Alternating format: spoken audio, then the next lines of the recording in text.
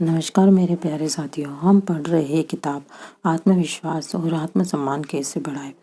इसके लेखक है डॉक्टर जोसेफ मर्फी। साथियों, मैंने इस किताब में दी गई जरूरी बातों की जानकारी आपको दी है। अधिक जानकारी के लिए आप ये किताब पढ़िए। इस पुस्तक में आपको बताएंगे कि नकारात्मक भावनाओं से कैसे उबरा जाता है। वे बताएंगे कि आत्मविश्वास और आत्मसम्मान बढ़ाने के लिए अपने अवचेतन मन की प्रोग्रामिंग कैसे करनी चाहिए।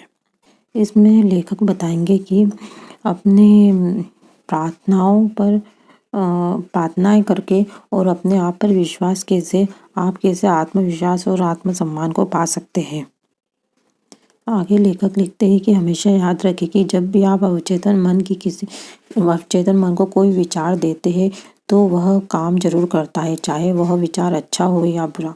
फलस्वरूप अगर आप इसका नकारात्मक तरीके से इस्तेमाल करते हैं तो इससे आपको परेशानी, असफलता, दुविधा मिलेंगी। जब आप अच्छे तरीके से इसका इस्तेमाल करते हैं तो आपको मार्गदर्शन मिलेंगी और मानसिक शांति मिलेंगी। मैं बहुत कड़ी कोशिश करूँगा, यह कहकर अगर आप अपने ऊपर मानसिक दबाव डालते हैं तो आपको परिणाम नहीं मिलेगा। आपका अवचेतन मन दबाव पर कोई रिप्लाई नहीं करता है।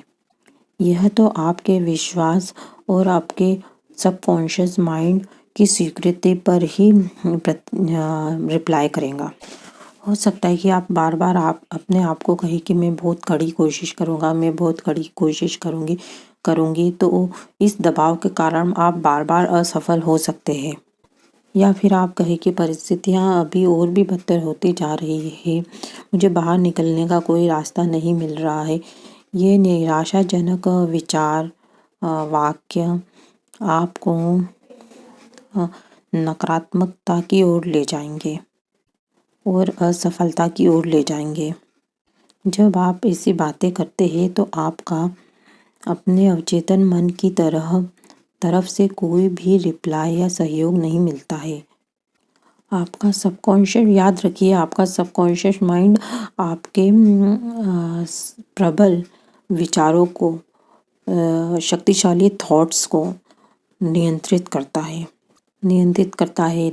होता है सबकॉन्शियस माइंड।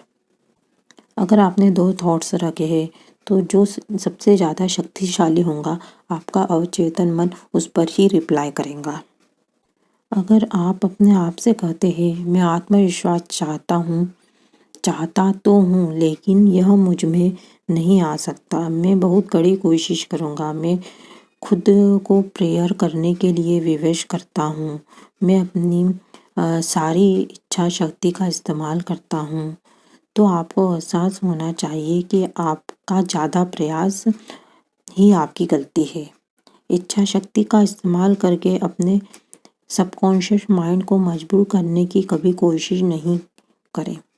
यह आपके विचार को स्वीकार कर ले, ऐसी कोशिश हमेशा नाकाम होती है।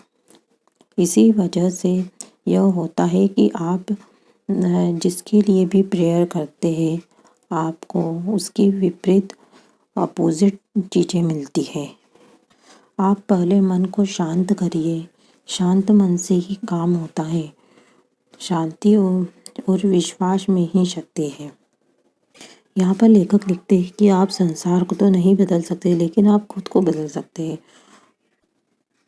आप कुछ लोगों के कामों को पसंद नहीं करेंगे, जैसे लूटमार, बलात्कार, हत्या जैसी चीज़ों को तो आप नापसंद ही करेंगे।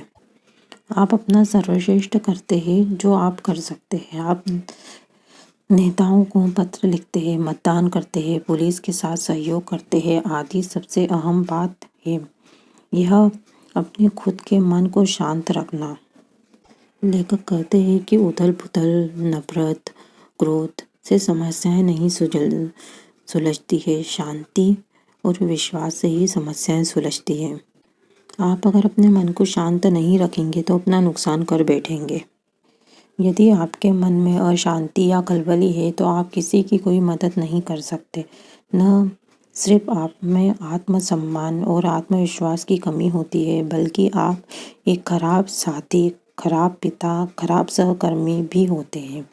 अपनी समस्याओं से निपटने में आप कितने सफल होते हैं, यह आपकी शांति और मानसिक शांति, आपके भीतर की असीम प्रज्ञा, मतलब आपके भीतर की शक्ति, यह आपका मार्गदर्शन करेंगी और आपको दिशा बताएंगी। यह आपके सामने, आपके अंदर की शक्ति आपके सामने योजनाएं पेश करेंगी, आपको दिशा दिखाएंगी, आपको किस राह पर चलना चाहिए। ईश्वर आपके भीतर की जीवित आत्मा सर्वशक्तिमान है। यह संसार का एकमात्र सृजनात्मक शक्ति है। यह एक शक्ति है, आप इसे ईश्वर, अल्लाह या ब्रह्मा कह सकते हैं। सिर्फ एक ही शक्ति है, सिर्फ एक ही सृजनात्मक शक्ति है। आपका विचार सृजनात्मक है, अच्छा है, इसलिए अगर आप अच्छा सोचते हैं तो अच्छा परिणाम मिलेगा, और अगर आप बुरा सोचते हैं तो बुरा परिणाम मिलेगा। अगर आप कमी की ज़रूरत के बारे में सोचते हैं तो कमी की ज़रूरत का ही परिणाम मिलेगा। अगर आप ईश्वर की दौलत के बारे में सोचते हैं तो दौलत मिलेगी। आपका विचार अच्छा होता है। सिर्फ एक ही शक्ति है जिसे आप जानते हैं, और वह है ईश्वर। आपको कौन नियंत्रित करता है?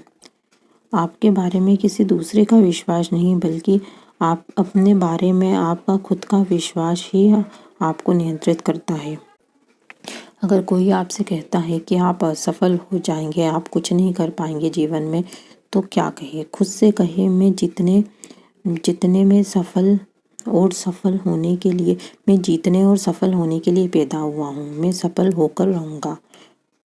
सर्वशक्तिमान की शक्ति मेरे भीतर प्रभावित हो रही है। जब भी कोई व्यक्ति आपसे कहता है कि आप असफल हो रहे हैं, तो आप कभी असफल न होने वाली उस शक्ति में विश्वास बनाए रखें और खुद से कहे कि मैं सफल होऊंगा।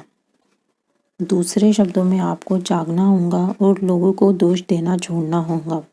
परिस्थितियों को दोष देना छोड़ दें। दोष देने के लिए आपके सिवा और कोई नहीं है। निश्चित रूप से असफलताएं मिलेंगी, लेकिन इसका यह मतलब नहीं है कि आप असफल हो गए हैं। आपके भीतर असफलता को उलटने और सफलता की ओर बढ़ने की शक्ति है। आपके अंदर कोई दूसरा व्यक्ति आपको नियंत्रित नहीं करता है। जब आप अनुमति देते हैं, मिलने वाली सफलता के साथ आपके अंदर आत्मविश्वास बढ़ता है। कभी कभार की असफलता के बावजूद आपका आत्मविश्वास बढ़ता रहता है, क्योंकि आप जानते हैं कि ईश्वर की शक्ति अब भी आपके साथ है, और आप इसमें तथा खुद में विश्वास करते हैं और ईश्वर पर विश्वास करते हैं। आप वही हैं जो आप सोचते हैं। आपने अपने मन के अंदर अपनी जो छवि बनाकर रखी है, उसी के अनुसार आप खुद बनते जाते हैं। आत्मसम्मान और आत्मविश्वास कुछ नहीं, बल्कि आपके बारे में खुद की छवि है। जब आप अपनी शक्तिशाली और सकारात्मक छवि बरकरार रखेंगे, कायम रखेंगे, तो आप ज़्यादा सफल होंगे। मेरे प्यारे साथियों, ये पैराग्राफ यहीं समाप्त होता है। मुझसे किताब पढ़ने में, सुनाने में कोई भूल हुई हो तो मुझे क्षमा करिएगा। आप हमेशा स्वस्थ रहे, मस्त रहे, खुश रहे, इसी मंगल कामना के साथ आपको नमस्कार। संपादक की ओर से इसमें कहा गया है कि कोई भी दुखी होने के लिए बाध्य नहीं है। कोई भी व्यक्ति डर, चिंता, परेशान होना, गरीब रहने, बीमारी या कष्ट भोगने या हीन महसूस करने के लिए बाध्य नहीं है। ईश्वर ने सभी इंसानों को अपनी छवि में बनाया है, और उसने हमें विपत्ति से उबरने, खुशी महसूस करने, स्वास्थ्य, समृद्धि हासिल करने की शक्ति दी है। इसमें इनका कहना यह है कि ईश्वर ने हमें दिमाग दिया है, सोचने समझने की शक्ति दी है, 2 हाथ दिए हैं, 2 पैर दिए हैं, और अपनी खुशी को पाने के लिए मेहनत करने के लिए इतना मानसिक शक्ति दी है जिससे हम जो हासिल करना चाहते हैं कर सकते हैं। आप अपने जीवन को समृद्ध बना सकते हैं, इतनी शक्ति तो आपके भीतर है। यह कैसे करना है, इसमें कोई रहस्य जैसी बात ही नहीं है। यह हजारों वर्षों से सिखाया जा रहा है और शास्त्रों में भी लिखा गया है। इस पर अमल किया गया है, इस पर अमल भी किया गया है। यह आपको प्राचीन दार्शनिक की पुस्तकों में मिलेगा। यह यहूदी धर्म ग्रंथों में, ईसाई धर्म ग्रंथों में, यूनानी दार्शनिकों के लेखन में, कुरान में है, बौद्ध धर्म के सूत्रों में है, हिंदुओं की भगवत गीता में है और कन्फ्यूशियंस व लाओ त्से के लेखन में है। और यह आधुनिक मनोवैज्ञानिकों और धर्मशास्त्रियों के लेखन में भी है। इस पुस्तक की सफलता के बाद डॉक्टर मर्फी ने कई देशों में हजारों लोगों के सामने भाषण दिए। अपने भाषणों में उन्होंने बताया कि लोग उनकी बातों पर अमल कर किस तरह अपने जीवन का कायाकल्प कर सकते हैं।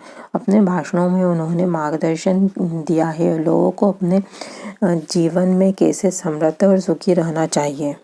डॉक्टर जोसेफ मर्फी ने जीवन को देखने के एक नए तरीके के बारे में व्याख्यान दिए, लिखा तथा अभ्यास भी किया है। यह हम जिस तरह सोचते हैं और जीते हैं उसके प्रति एक भौतिक और आध्यात्मिक और व्यवहारिक नीति का मिश्रण करके उन्होंने हमारी मनचाही चीज हासिल करने का रहस्य उजागर किया है।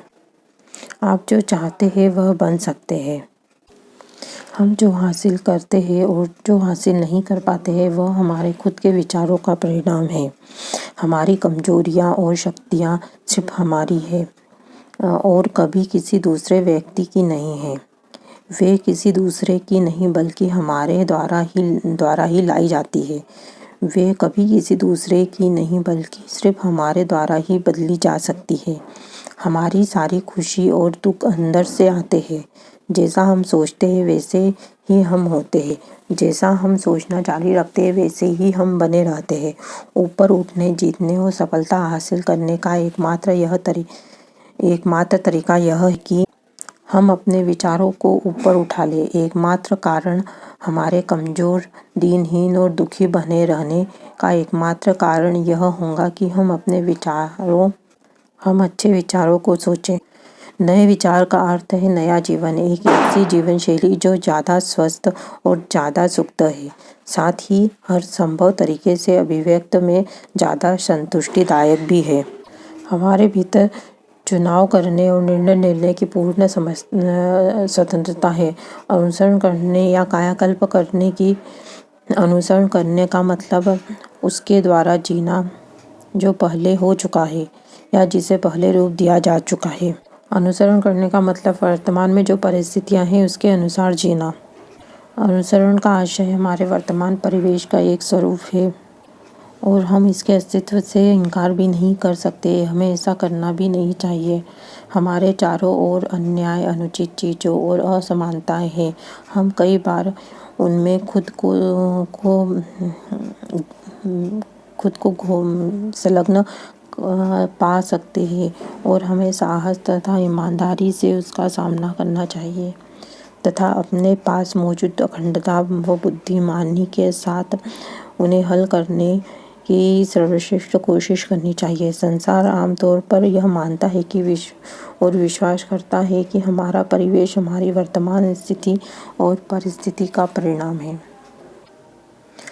हम कुछ चीज़ों को नहीं बदल सकते, जैसे ग्रहों की गति, मौसम का परिवर्तन, समुद्र में ज्वार भाटे का आकर्षण और सूर्य का उगते और डूबते हुए दिखाई देना। नहीं, हम किसी दूसरे के मन और विचार को बदल सकते हैं, लेकिन हम खुद को बदल सकते हैं। आपकी मानसिक गतिविधि, कल्पना और आपकी इच्छा शक्ति को कौन रोक सकता है या कौन बाधित कर सकता है? आप अपनी मानसिकता को बदल सकते हैं। यह एक नए जीवन की कुंजी है। आपका मस्तिष्क एक रिकॉर्डिंग मशीन है और आपके द्वारा स्वीकार किए गए सारे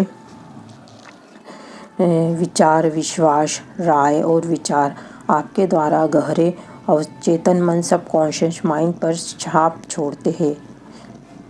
लेकिन आप अपनी मानसिकता को बदल सकते हैं। इसी समय अपने मन को ईश्वरीय विचारों से, अच्छे विचारों से, सकारात्मक विचारों से भर सकते हैं। सौंदर्य, प्रेम, शांति, बुद्धिमत्ता, अच्छे विचारों को सोचें तो इसी के अनुरूप प्रतिक्रिया करेंगे आपकी मानसिकता, शरीर और परिस्थितियों का कायाकल्प कर देंगी। कायाकल्प तब शुरू होता है जब हम उन गुणों का मनन करते हैं, सोचते हैं और अपनी मानसिकता में रखते हैं, जिसका हम अनुभव करना चाहते हैं और जिन्हें हम व्यक्त करना चाहते हैं। हमें यह जानना चाहिए कि हम क्या कर रहे हैं और क्यों कर रहे हैं। लेखक इसमें कहते हैं कि अगर आप शांति का अभाव, मतलब अशांति, मेरे मन में शांति नहीं है, मेरे जीवन में दुख ही दुख है, मेरा सबसे मन मुटाव चलता रहता है, इसी पर ही यही सोचते रहे, यही मनन करते रहे तो आपको शांति नहीं मिलेगी। तो यह वैसा ही है जैसे आप सेव फल का बीज बोए और नाशपाती का फल मिलने की उम्मीद करें। इसमें कोई समझदारी नजर नहीं आती है। दोस्तों, ये पैराग्राफ यहीं समाप्त होता है। इस किताब को पढ़ने में मुझसे कोई भूल हुई हो तो मुझे क्षमा करिएगा। आप हमेशा स्वस्थ रहे, मस्त रहे, खुश रहे। नमस्कार।